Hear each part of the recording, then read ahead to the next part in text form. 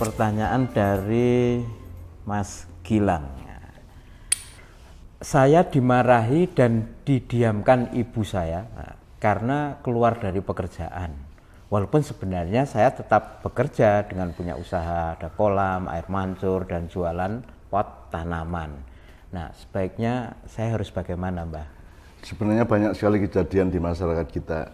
Ini kalau kita lihat ya, ini sebenarnya perbedaan pandangan antar generasi.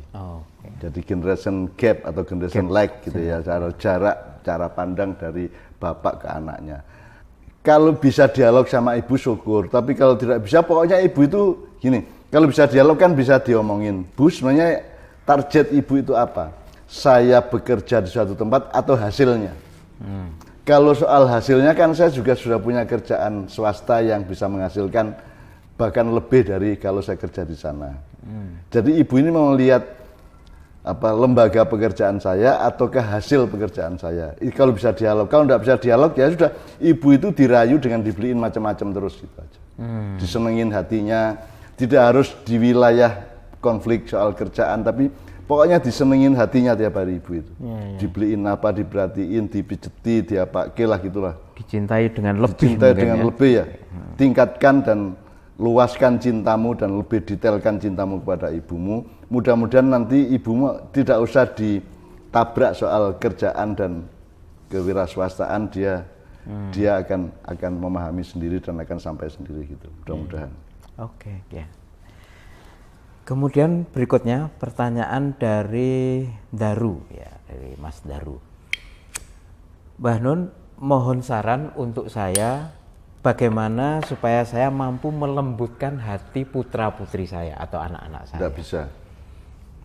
Maksudnya manusia tidak bisa melakukan apa yang dia inginkan tanpa Allah terlibat di dalam proses hijrah itu. Jadi kan dari masih keras menuju lembut, gelap menuju terang, zulumat ilan nur. Kan begitu kan. Jadi ini soal perubahan kan. Dan Allah sudah menegaskan innaka la tahdi man ahbabta walakin Allah yahdi. Engkau tidak bisa memberi petunjuk kepada yang kamu cintai, termasuk anakmu itu. Aku yang akan mengubahnya sesuai dengan keinginan. Jadi sekarang masalahnya adalah jalurnya cuma satu, kolusi dengan Allah, memohon kepada Allah, sambil Anda sendiri tiap hari berlaku persis seperti keinginan Anda. Kalau Anda ingin melembutkan hatinya, Anda harus lembut hatinya.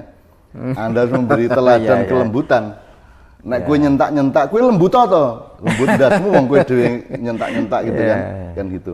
Jadi saya sekarang jalurnya kalau lihat innaka la tahdi man ahbabta, jalurnya adalah Allah yang bisa, maka kita koalisi dengan Allah, kita merayunya melalui wiritan. Nah, kalau untuk kelembutan kan ya latif. Misalnya sekarang Anda cicil ya sehari 1000 kali ya latif, ya latif, ya latif, ya latif, ya latif, ya latif, ya latif, ya latif. Itu misalnya habis subuh berapa kali, pas di tengah kerjaan Anda sempat barang 3 menit, Anda ya latif lagi berapa ratus kali lagi, sampai sehari itu 1000 misalnya. Sehari 1000 Iya, 1000 itu tidak apa-apa, kurang satu atau lebih satu tidak apa-apa. Karena 1000 itu bukan hitungan pasti dari kabulnya Allah, itu adalah petunjuk betapa seriusnya kita, berapa sungguh-sungguhnya kita kepada Allah. Itu digambarkan dengan 1000 tadi. Makanya kan Lailatul Qadri khairum min alfi syahrin. Itu tidak berarti 1000 malam dalam arti matematika. Ya, pokoknya saking berkahnya, saking melimpahnya digambarkan oleh Allah sebagai 1000 bulan ya. Bulan kan begitu.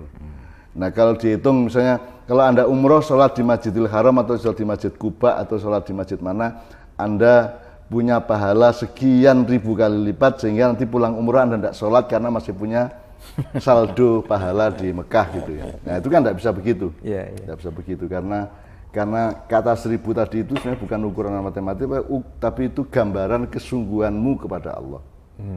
Tapi tidak apa-apa kita memakai matematika, tapi yang sampai kepada Allah adalah takwamu dan kesungguhan hatimu, keikhlasanmu kan begitu. Allah kan nggak ngurusin 1000-nya, Allah ngurusin keikhlasan dan ketabahan kita untuk mengabdi kepada Allah. Itu. Nah, ya Anda menteladani kelembutan dengan istri Anda, terus Anda wiriti tiap hari, terus seluruh keputusan Anda, apa soal sekolah, soal rumah tangga, soal apa itu harus memuat dan berangkat dari kelembutan, karena Anda inginnya mereka lembut. kan gitu.